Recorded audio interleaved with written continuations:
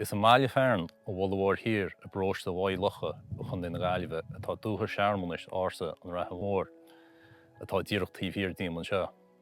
Ba seo a bhí an chóin tú déanta chuid lithin na mreithúna idir dhá chríomh do chlann áitiúil Ó Mainnín in Bealtaine na bliana 1584.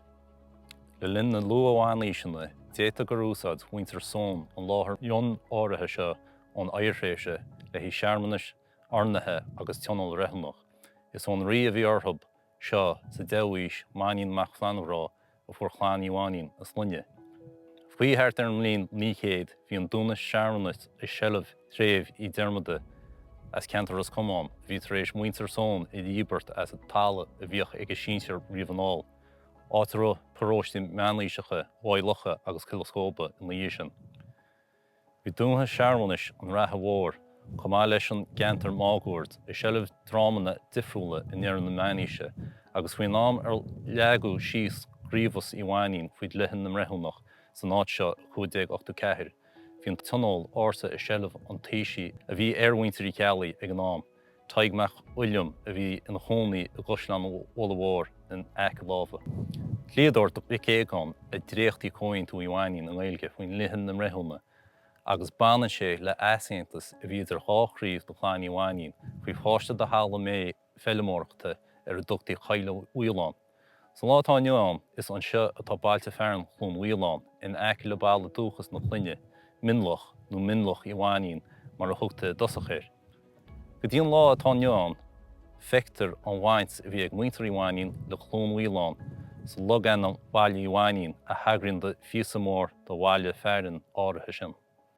Tugann text an chóinte léargas ar an chuig gur tháinas an réiteach síochananta ar an aiseantas a bhí idir an dá chríomh do muintear Ó Mainnín. Rud a tugann le fios go raibh thar aon mí eile meas acu ar chádas agus ar thacaíocht óna chéile. Fámú amach mar hampla gur aontaí an chríomh do chlann ag go raibh seileadh ar an mhaoin ar a bhain an chunspóid lethe, go dúirdís súsaí agus seo a bhí ráite. Nar heasta bhuthab go dárlach aiseantas idir iad féin agus sleocht chuilíosa mar barlób iad a bheith ina cháirde acu ná a bheith I seileadh na muoine. Chumáile sin, déantaí an dágrúpar go gúnadís le na chéile idir bheirt agus bríthir a gunne aon duine a chorróch in na naigh. Bhí Ó Mainnín tí se chlann Ó Mainnín ag an am agus trúr déag dá chuilte in na fínathe ar a cóin tú agus sína si de le marc. Híní taigmeach uillum agus crochar na garbhach ó chealaí a bhí ina ddír na Gaillimhe chumá le bheith ina gníomhí áitiúla do chrón na Breithiúnais an chóin tú freisin.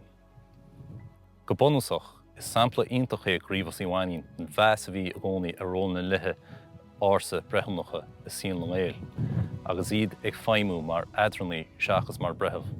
Tugann an láthair Searmanais ar mhór an chruc sa Ráth Mhór chun cuimhne an chúntas atá beag nach choimsere a thug sasnaí ón 16 ar nós Edmund Campion agus Edmund Spencer, agus ina bheictear ar an breithimh ar bhrúch féireach loch na chunspóide in na hímpel agus é ag iarra teacht ar réiteachta atrop. Spéisiúil go leor tá irsma do dhá bhrúch den cinál sin timpeall ar mhór chric a Ráth Mhór, agus is dóigh gur ar ceann acab seo a hí breithimh na lithe breithiúnacha mac éagán, agus é ag dréachtú cóin tú Ó Mainnín.